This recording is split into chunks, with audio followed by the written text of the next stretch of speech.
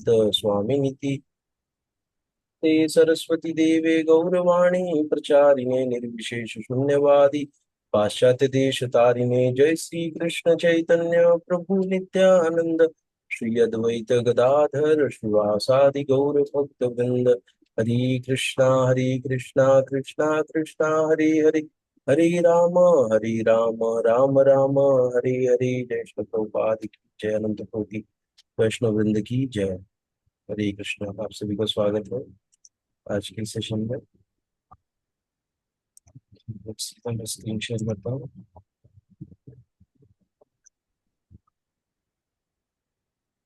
आज हम लोग पढ़ने वाले हैं श्लोक संख्या 39, जिसमें भगवान उत्तर देने वाले हैं।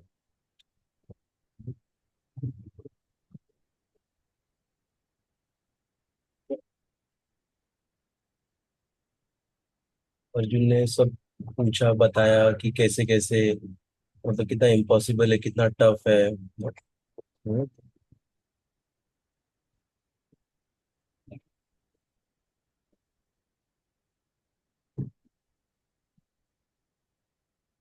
हे महाबाहु कृष्ण, ना ये सब पूछा कि कितना मतलब टफ है ये सब करना हमें। उनको बताया गया। एक मिनट।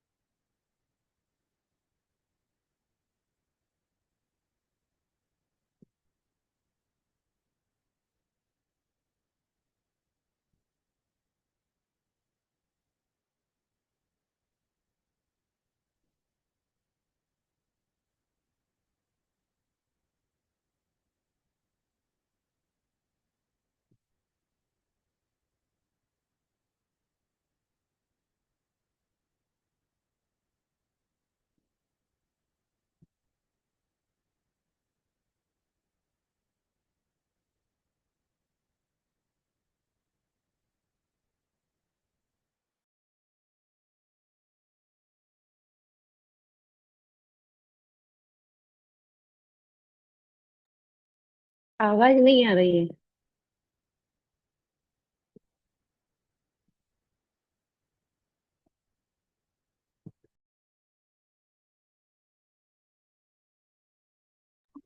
सॉरी माता जी, एक माता जी ज्वाइन नहीं कर पा रही थी, तो मैं थोड़ा थोड़ा बता रहा था उनको।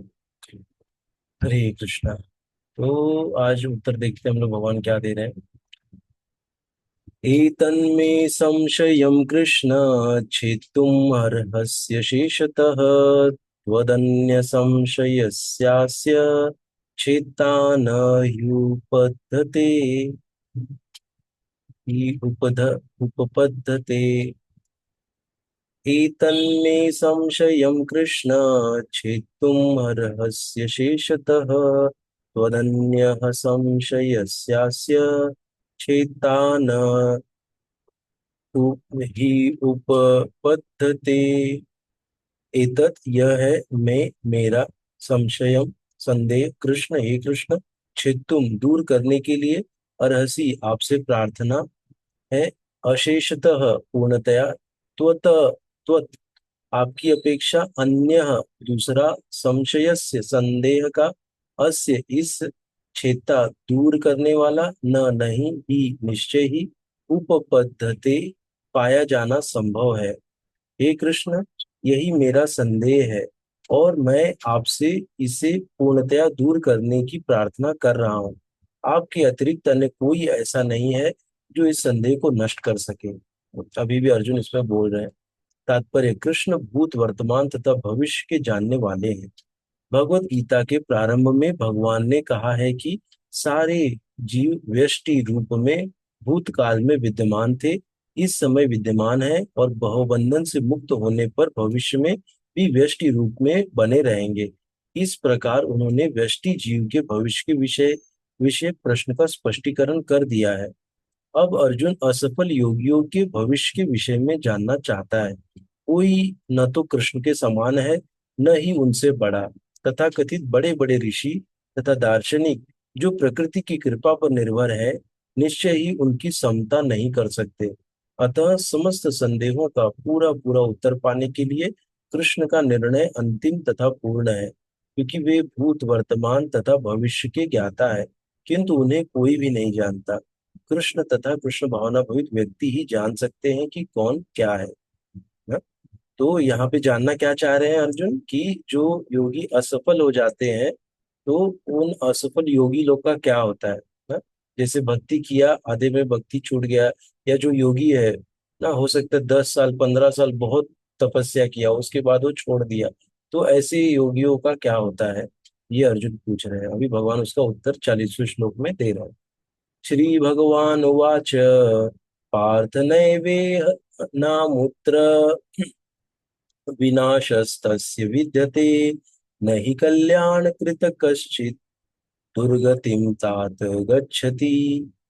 श्री भगवान उवाच, भगवान ने कहा, मैं इसको फिर से एक बार पढ़ लेते। श्री भगवान उवाच पार्थ नैवेह नामुत्र विनाशस्तस्य विद्यते न हि कल्याण कृत कश्चित् दुर्गतिम तात गच्छति।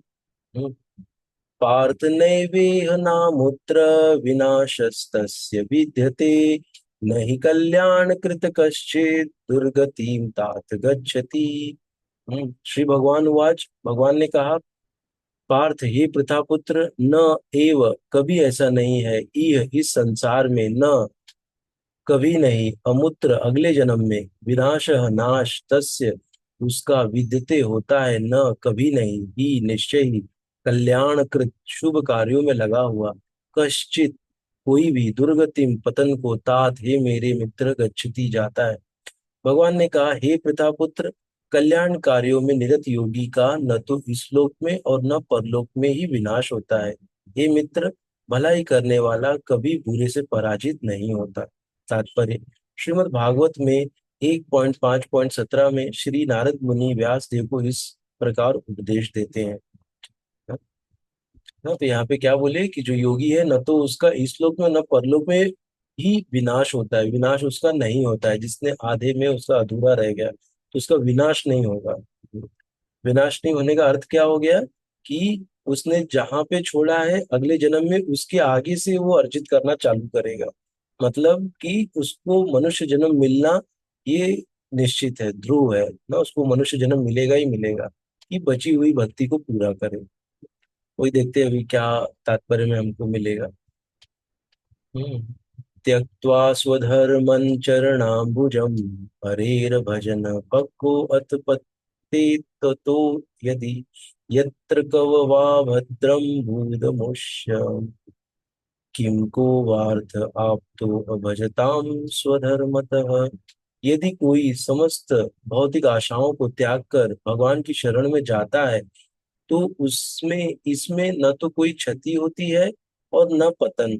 दूसरी ओर अभक्त जन अपने अपने व्यवसायों में लगे रह सकते हैं, फिर भी कुछ प्राप्त नहीं कर पाते। भौतिक लोग भौतिक लाभ के लिए अनेक शास्त्रीय तथा लौकिक कार्य हैं। तो यहाँ क्या बोल रहे हैं कि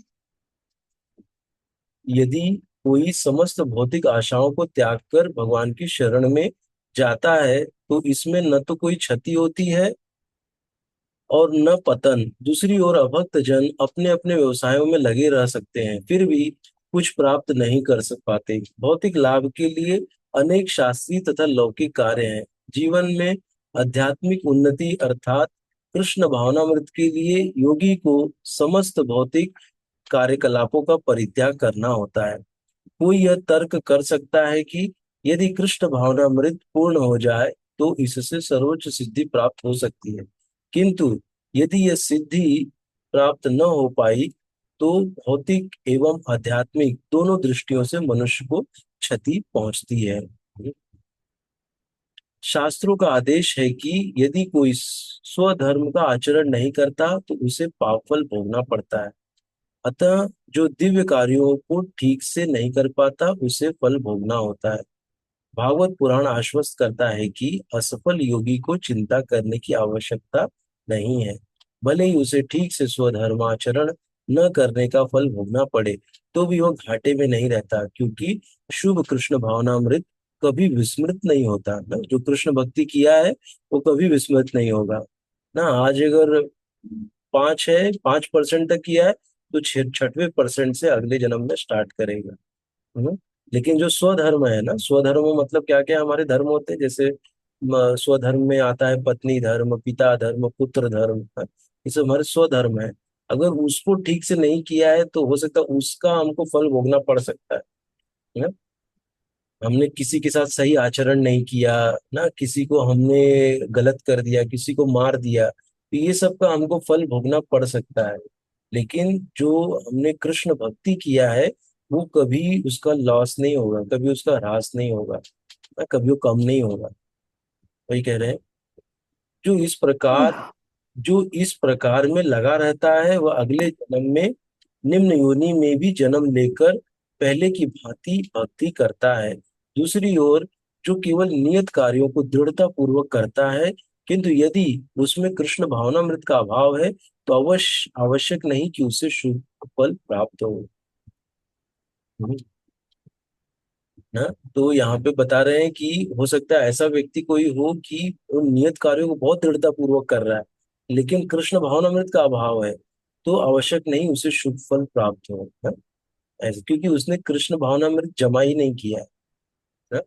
ऐसे क्योंकि बहुत, जैसे दो व्यक्ति हैं, हाँ, दो व्यक्ति हैं जिसमें कहते हैं कि एक व्यक्ति बहुत अच्छा है ना, बहुत उसके अंदर सारे अच्छे गुण हैं, बहुत अच्छे से बोलता है, सबके साथ बहुत अच्छा व्यवहार करता है, बहुत विनम्र है, बहुत सहिष्णु है। लेकिन उसी के दूसरे ओर एक ऐसा व्यक्ति है जो कि ये सब कुछ रखता है ना, विनम्र भी है, सहिष्णु भी है, साथ में वो कृष्ण की भक्ति करता है ना। तो जो कृष्ण की भक्ति करता है, विष्णु भक्ति करता है ना, तो क्या होता है कि वो उस व्यक्ति से कई गुना श्रेष्ठ है, जिसने अभी तक कृष्ण भावनामृत को स्वीकार ही नहीं किया है ना। ऐसे, तो इसीलिए कृष्ण भावनामृत को स्वीकार करना ना, भगवान के मार्गदर्शन में कार्य करना, शास्त्रों के मार्गदर्शन में चलना ना, ये बहुत जरूरी है। नहीं तो क्या होगा कि कार्य तो हम वैसे भी कर रहे हैं, अगर हम कृष्ण भावना भवित नहीं है तभी भी हम कार्य कर रहे हैं, लेकिन उस कार्य करने से हम जो इस जीवन का उद्देश्य है, जो इस जीवन का लक्ष्य है, भगवत प्राप्ति ना, भगवान के धाम में जाना या सेवा प्राप्त करना भगवान की ना, और वो भी कैसी सेवा, परमानेंट सेवा, तो ये तभी संभव है जब हम कृष्ण भावना भवित बनेंगे, नहीं तो नहीं। तो इसलिए वो बहुत अच्छा होने का भी कोई लाभ नहीं है जब तक हम कृष्ण भावना भवित होके ना वही कार्य करें, खाली क्या करें, कृष्ण भावना भवित होके। क्या हम जब कृष्ण भावना भवित हो गए तो क्या हम अपने सारे कार्य छोड़ रहे हैं क्या? नहीं, सब कार्य कर रहे हैं ना, भक्ति में रह के सारे जो भी है, बच्चों को देखना, माता पिता को देखना, अपने अन्य सारे जो कार्य हैं उसको करना, कोई कार्य छोड़ तो नहीं रहे, सब कर रहे हैं, नौकरी कर रहे हैं। तो ये कैसे कर रहे हैं उसको, कृष्ण भावना भवित होके, कृष्ण की भावना में रह के वो कार्य कर रहे हैं ना। तो यही अंतर होता है, बाकी लोग जो कार्य कर रहे हैं और एक जो कृष्ण भावना भवित व्यक्ति जो कार्य कर रहा है, इन दोनों में यही अंतर है ना। इसीलिए जो कृष्ण भावना भवित व्यक्ति है, वो कई गुना, कई दर्जे से श्रेष्ठ है, जो कि कृष्ण को नहीं मान के कार्य कर रहा है। क्यों? क्योंकि वो जो कर रहा है वो माया है ना, माया में है। मतलब वो क्या है कि मोह में है, मतलब कि जो भगवान से कनेक्टेड होके नहीं कर रहा है ना, तो वही माया है। अगर जो भगवान से कनेक्टेड होके नहीं देख रहा है, वही माया है। अगर हम हर चीज को कनेक्टेड करके देखें, तो हम आध्यात्मिक चक्षु से देख रहे हैं, हर चीज को आध्यात्मिकता के दृष्टिकोण से हम लोग हर कार्य कर रहे हैं ना। यही अंतर होता है एक नॉर्मल व्यक्ति का और एक जो भक्त होता है, वो अगर वो कोई कार्य करता है, वो भगवान का स्मरण करते हुए वो कार्य करता है। अगर कोई एग्जाम लिख रहा है तो भगवान का स्मरण करते हुए वो एग्जाम लिख रहा है, भगवान को याद करे, भगवान को प्रणाम करेगा, और फिर भगवान की आज्ञा लेके वो जाके वो एग्जाम लिखेगा। ऐसे हम हर चीज को हम भगवान से कनेक्ट कर सकते हैं, लेकिन हमको पता होना चाहिए कि भगवान के लिए क्या सही है, क्या भगवान उससे प्रसन्न होंगे। ऐसे कार्यों को ही हमको भगवान से कनेक्ट करके देखना, नहीं तो हम ना किसी अच्छे व्यक्ति का जा रहे मर्डर करने, बोल रहे कि हम कृष्ण भावना भवित है, इसका मर्डर करते हैं, तो वैसा नहीं चलेगा। लेकिन कोई है गलत कार्य कर रहा है, अगर उसको देना है तो उसको कानून का सहारा लेके उसको दंड दिया जा सकता है, ना कि हम खुद कानून को हाथ में ले लेना। ऐसा कोई मतलब कार्य नहीं करना चाहिए। जैसे ऐसा भी कहते हैं कि यदि जैसे भगवान की चोरी करना पाप है, लेकिन भगवान के लिए जब चोरी करेंगे तो पाप नहीं है। लेकिन इस भौतिक जगत में ना जो जो दंड न्याय संहिता है, संहिता है, उसके अनुसार आपको दंड मिलेगा क्योंकि आपने चोरी की है, लेकिन आपको पाप नहीं लगेगा भगवान के दरबार में आपके लिए, भगवान की भी चोरी की है ऐसे। तो ऐसा ये भावना होनी चाहिए हमारी, भगवान के लिए करना, भगवान की प्रसन्नता के लिए कार्य करना। तो आगे देखते हैं।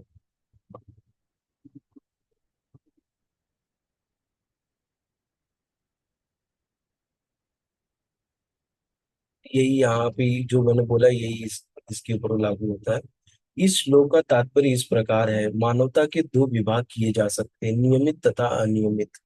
जो लोग अगले जन्म या मुक्ति के ज्ञान के बिना पाश्विक इंद्रिय तृप्ति में लगे रहते हैं, वे अनियमित विभाग में आते हैं। जो लोग शास्त्रों में वर्णित कर्तव्य के सिद्धांतों का पालन करते हैं, वे नियमित विभाग में वर्गीकृत होते हैं।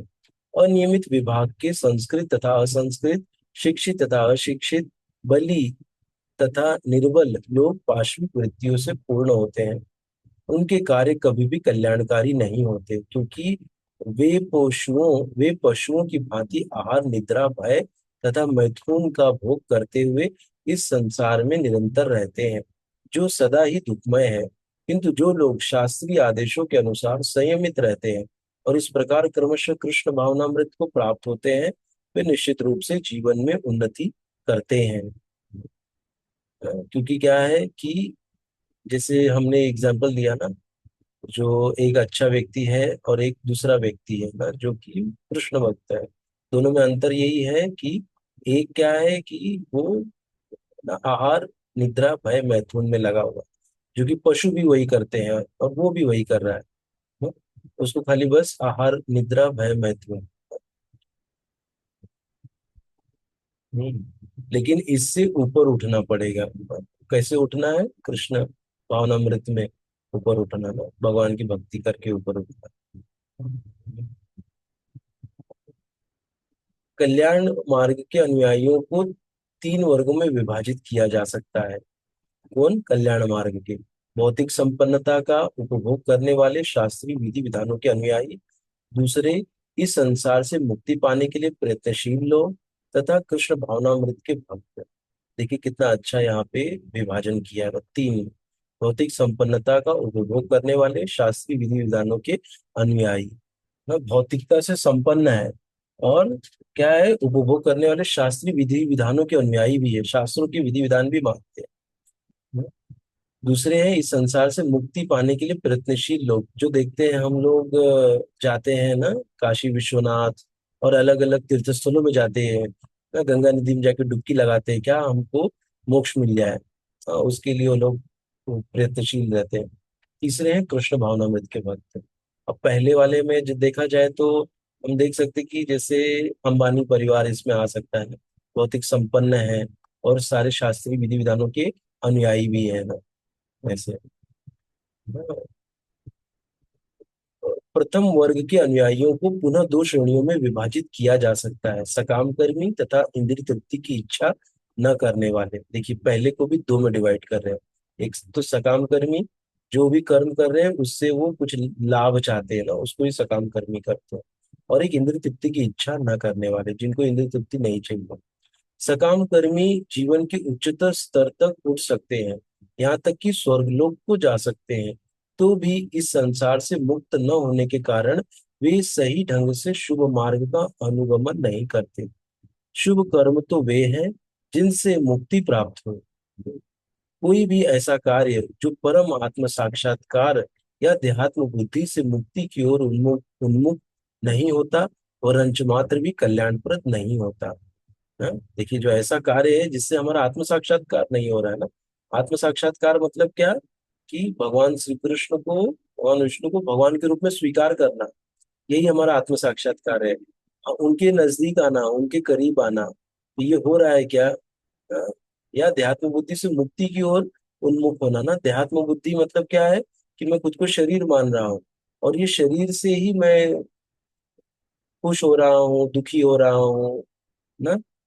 ये सब शरीर से मैं जुड़ा हुआ हूँ, इसलिए मुझे दुख तकलीफ सब आ रही है।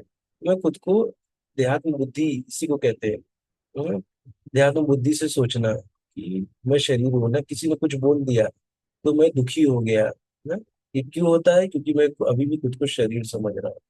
जैसे शरीर से अलग करो तो आत्मा को, कोई दुखी हो, दुख होगा क्या, कोई कुछ गाली दिया, कुछ दिया, कोई फर्क पड़ेगा क्या, नहीं पड़ेगा। क्योंकि हम देहात्म बुद्धि में है, इसलिए हमको फर्क पड़ता है। और जैसे इसके ऊपर उठ जाएंगे तो हमको कोई फर्क नहीं पड़ेगा कौन क्या बोल रहा है। तो मुक्ति की ओर उन्मुख नहीं होता, वो रंच मात्र भी कल्याणप्रद नहीं होता।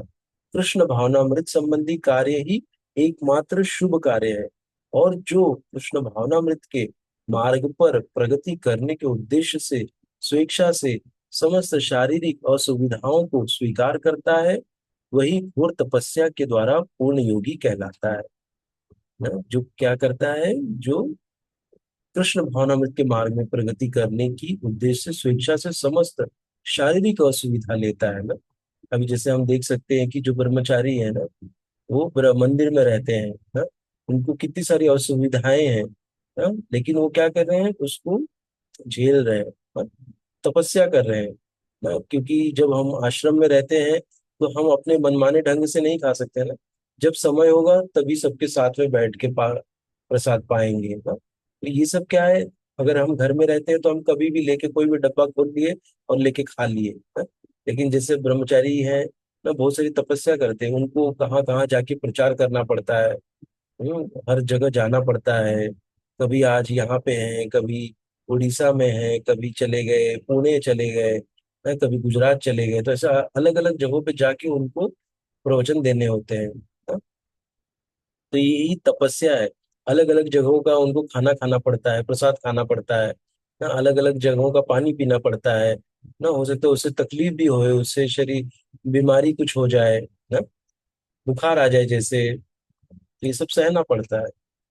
चूंकि अष्टांग योग पद्धति कृष्ण भावनामृत की चरम अनुभूति के लिए होती है, अतः यह पद्धति भी कल्याणप्रद है। अतः जो कोई इस दिशा में यथाशक्य प्रयास करता है, उसे कभी अपने पतन के प्रति भयभीत नहीं होना चाहिए ना। जो ये सब कार्य कर रहा है, जो कृष्ण भावना भावित होके कार्य करता है, उसको कभी डरना नहीं चाहिए। उसको कभी ये नहीं सोचना चाहिए कि अरे मेरा क्या होगा, कि मैं भगवत धाम जाऊंगा नहीं जाऊंगा। उसको इसके बारे में कभी नहीं सोचना है। उसको ये भगवान सोचेंगे, भगवान को करना क्या है ना, वो देखेंगे। जो इसलिए जो कहते हैं, जो कृष्ण भावनामृत है ना, वो खाली कृष्ण भक्ति के बारे में सोचता है, अन्य कुछ नहीं सोचता है।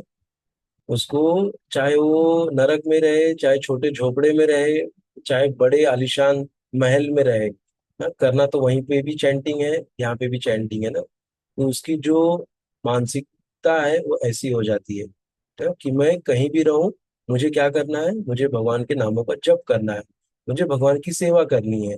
तो उसको कोई फर्क नहीं पड़ता कि वो कहीं जंगल में है, या किसी छोटे झोपड़े में बैठा है, या बड़े महल में बैठा है, या नरक में है, या स्वर्ग में है ना? तो इसीलिए भक्त प्रार्थना क्या करते हैं, ये भगवान मुझे ना ये वरदान दो कि मैं हमेशा आपकी भक्ति करते रहूं, ना? आपके चरणों में रहूं, आपके चरणों का हमेशा स्मरण करते रहूं, ना? आपकी नामों का जप करते रहूं, आपकी सेवा करते रहूं। भक्त ये मांगता है, तो वो सेवा आपको कहीं भी मिले ना, तो आपको कोई फर्क नहीं पड़ता कि आप इस भूलोक में हैं ना, या ये डोंबिवली शहर में बैठे हैं, या जो भी शहर में आप बैठे हैं आपके ना, तो वहां पे भी बैठ के आप भक्ति कर सकते हैं ना? क्यों, क्योंकि सेवा कर रहे हैं ना। वही सेवा ना जाके आपको भगवत धाम में भी करना है। तो उसी सेवा में हमको यहीं पे निपुण होंगे, तभी हम वहां जा पाएंगे। और इस सेवा को हम जितना ज्यादा करेंगे, उतने ही हम अनर्थों से बाहर आएंगे। बसाया। तो यहाँ पे हम देख सकते हैं कि कैसे भगवान जी ने उनको बताया। क्या बताया कि जो जब हम जो योगी होता है उसका विनाश नहीं होता। ये हमने देखा। योगी का कभी विनाश नहीं होता है। योगी क्या होता है कि जहां पे उसने छोड़ा है इस जन्म में, अगले जन्म में ना, वो उसके आगे से प्रारंभ करेगा। ऐसे नहीं कि वो बकरी या कुत्ता बन जाएगा, नहीं। क्यों? क्योंकि उसने अभी कृष्ण का आस्वादन कर लिया है, या कृष्ण की भक्ति का रसास्वादन कर लिया है। तो अब वो इसके बिना नहीं रह सकता, और भगवान भी उसके बिना नहीं रह सकते, क्योंकि भगवान ने भी उसको इतना दिया है ना, 5% किया है। भगवान चाहते हैं कि सब लोग एक्चुअली 100% हो जाए, और सब लोग उनके पास आ जाए। तो भगवान ये चाहते हैं। लेकिन कैसा चाहते हैं? वो पूर्णतया विमल होके आए, पूर्णतया उसके अंदर के जो सारे अनर्थ हैं वो क्लियर हो जाए, तब वो भगवान के धाम में जाने के लिए योग्य होता है। तब तक वो नहीं जा सकता। ऐसा है।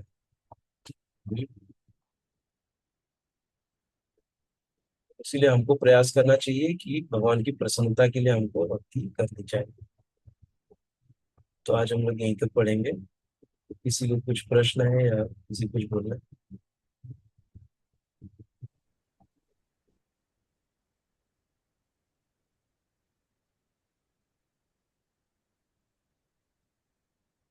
ठीक है, तो आज हम लोग यहीं तक करते हैं। आप लोग का बहुत बहुत धन्यवाद ज्वाइन करने के लिए। कल हम लोग फिर से 10 बजे मिलेंगे।